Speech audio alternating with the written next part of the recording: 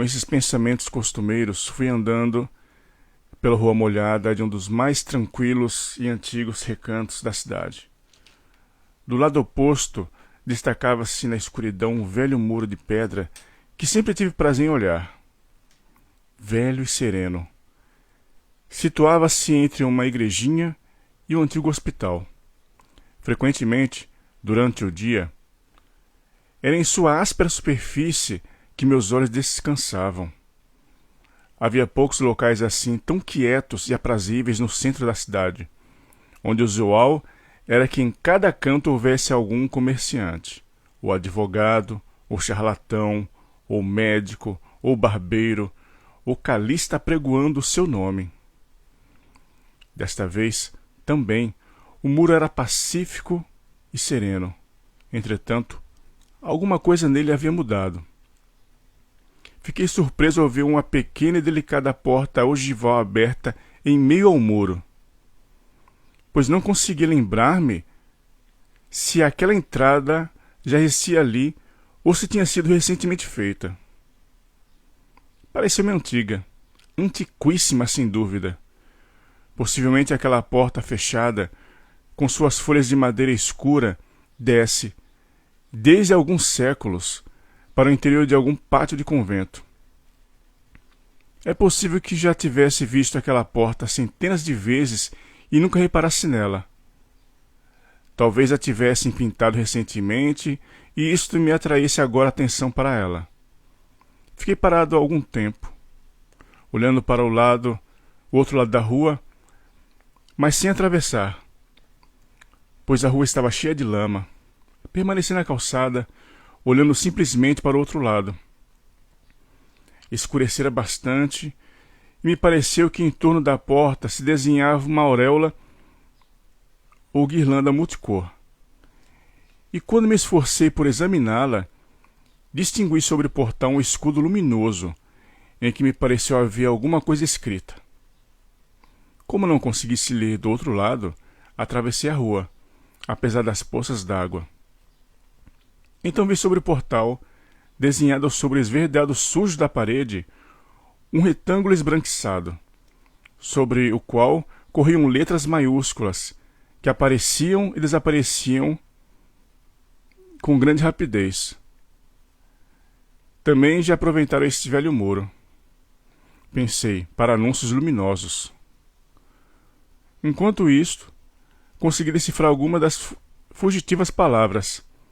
Eram difíceis de ler e davam lugar a muitas confusões por virem as letras separadas por espaços desiguais, e se acenderam muito débeis para logo se apagar. A pessoa que quisesse fazer propaganda com aquele anúncio não devia ser muito inteligente. Seria algum lobo da estepe, algum pobre diabo. Por que deixar aquelas letras correrem naquele muro, situado numa arruela escura da parte velha da cidade, àquela hora, com um tempo tão chuvoso, quando ninguém passava por ali? E por que eram letras tão extravagantes, tão fugazes, trêmulas e ilegíveis? Mas espere, por fim eu consegui ler, uma após outra letra, várias palavras que diziam: teatro mágico, entrada só para os raros, só para os raros. Tentei abrir a porta, mas a velha e pesada aldrava não cedia. O letreiro luminoso se apagara de repente, triste ao comprovar sua inutilidade. Dei alguns passos atrás, acabei pisando na lama e não consegui ver mais as letras. O anúncio desaparecera por completo, e por muito tempo permaneci de pé, em meia poça d'água, mas esperei em vão. Quando então desisti e regressei ao passeio, vi, refletidas sobre o asfalto brilhante, umas poucas palavras luminosas. Li: só para loucos. Tinha os pés molhados e estava tiritando. Não obstante, detive-me algum tempo a esperar. Nada mais. E enquanto esperava, pensando em como as letras haviam dançado tão belas no muro úmido e no negro asfalto luzido, veio-me à memória um trecho dos meus últimos pensamentos. A similaridade que havia entre o letreiro e a trilha dourada que, de repente, se tornava distante e incontrolável.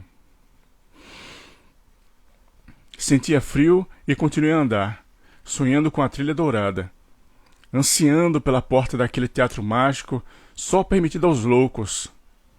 Havia chegado, entretanto, à praça principal, onde não faltavam distrações noturnas. A cada passo havia um cartaz e pendiam letreiros anunciando as atrações. Orquestra feminina, variedade, cinema, dancing. Mas nada daquilo era para mim. Tudo aquilo era para os normais, as pessoas comuns. Todos aqueles que eu via entrarem pelas portas em tropel. Todavia, minha tristeza se desvanecera um pouco, pois fora saudade com um aceno do outro mundo. Algumas letras saltitantes haviam tocado minha alma e plangido suas cordas secretas. Um resplendor da trilha dourada se fizera novamente visível. Busquei a pequena e antiga taverna onde nada havia mudado desde minha primeira visita a esta cidade há cerca de 25 anos. A dona da casa ainda era a mesma e muitos dos fregueses de agora deviam ser aqueles que ele sentava naquela época, diante dos mesmos copos. Eu entrara na modesta taverna como num refúgio. Mas era só um refúgio. Como no patamar do Pinheirinho, encontrava também ali não a pátria ou a comunidade, mas apenas um tranquilo posto de observação diante de um cenário em que pessoas estranhas representavam estranhas comédias. Mas aquele tranquilo observatório encerrava outra vantagem. Não havia ali multidão, nem gritos, nem música, mas somente alguns cidadãos sentados diante de toscas mesas de madeira, sem mármore, sem aplicações de metal, sem coberturas de feltro. E diante de cada um, uma jarra de bom vinho. Talvez aqueles poucos fregueses, aos quais conhecia de vista, não passassem de verdadeiros filisteus e tivessem em casa altares domésticos erigidos aos tímidos ídolos da resignação. Ou talvez fossem uns pobres diabos, sem rumo como eu, pacíficos bebedores, cheios de pensamentos sobre a falência dos ideais, uns lobos da estepe, iguais a mim, não sei. A cada um levava ali uma nostalgia, uma decepção, a necessidade de um substitutivo. O casado buscava a atmosfera de seu tempo de solteiro, o velho funcionário ia lembrar-se de seu tempo de estudante. Todos estavam silenciosos e eram pessoas que, como eu, estavam melhor sentadas diante de um vinho da Alsácia do que diante de uma orquestra feminina. Ali permaneceria ancorado, ali haveria de ficar por 1 hora ou 2. Mal bebi o primeiro gole de vinho. Lembrei-me de que não havia comido nada o dia inteiro, após o café da manhã. É incrível o que um homem pode tragar. Estive lendo um jornal durante uns 10 minutos, permiti que, através dos olhos, entrasse em meu espírito de um homem irresponsável que mastiga e rumina palavras dos outros e as devolve depois sem digerir. Desse vômito, absorvi uma coluna inteira.